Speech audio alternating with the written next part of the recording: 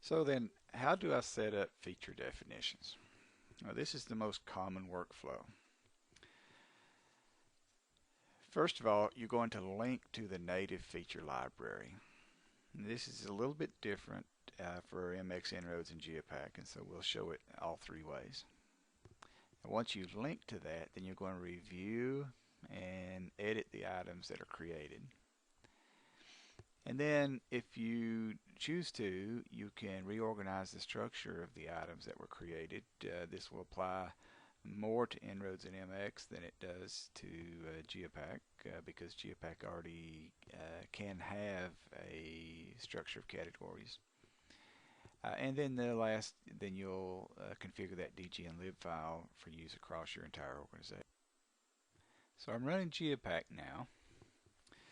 And so let's show how to set up feature definitions in a Geopack installation. Let's start by creating a new file. We're going to make this a DGN library.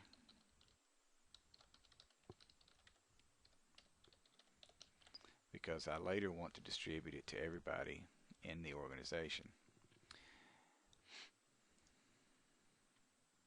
Alright, so here I am. I'm in a blank DGN file. The units actually don't matter. And so just to pop into Design and Computation Manager, we want to make sure that our DDB file is open because it's going to use the one that's active. This is the one that I want to use. You'll notice the structure of the categories. And I point that out because this structure is preserved. Now I want to open the Project Explorer, and in the Civil Standards tab, then you'll notice there's nothing under the feature definitions.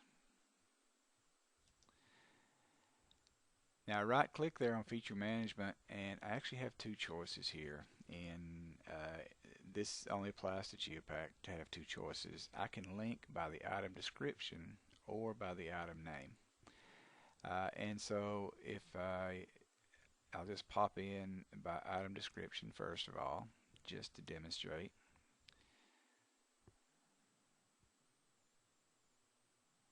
Depending on the size of your DDB file, some take longer than others.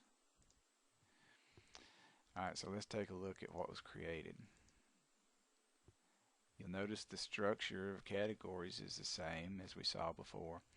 And notice the names of the items.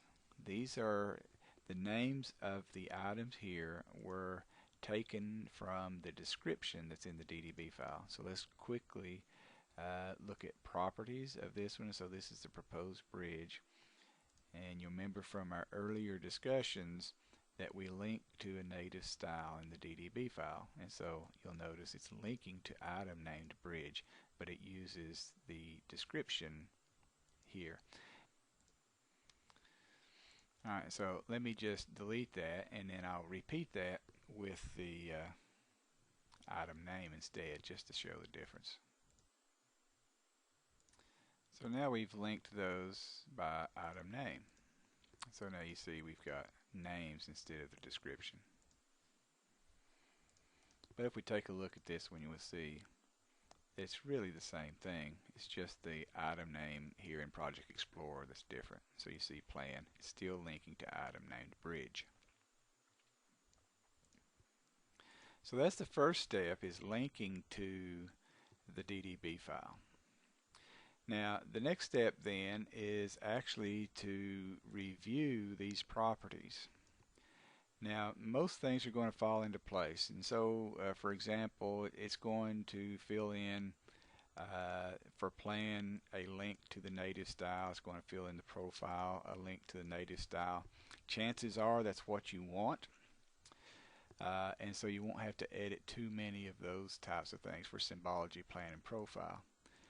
Now it's also going to make a guess of using that same native style for 3D, and so what you would end up with then, expose a couple more of these, then you'd end up with plan, profile, and 3D all having the same symbology, which actually is not a horrible thing, but over time you may want to edit these somewhat.